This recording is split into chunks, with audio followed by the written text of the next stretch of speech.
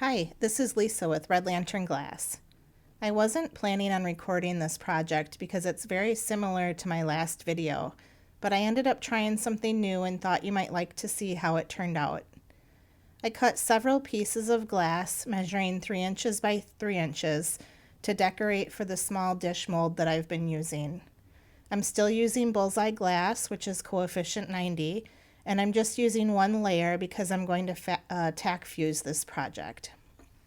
I drew the shape of a bird with glass line paint, and here you can see that I filled in the shape with various colors of frit. I drew the branch as a guide, but I ended up wiping that line away at some point because the stringer shape didn't match exactly and part of the black glass line paint was underneath. I ended up making a second bird and I did the same. I'm really just drawing the lines as a guide, not trying to be perfect with the design because the frit will hide most of the paint.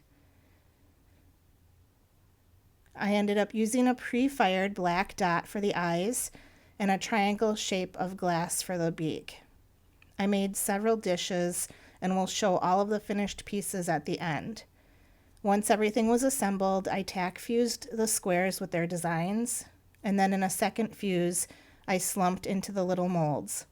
Stick around to see how the final pieces came out.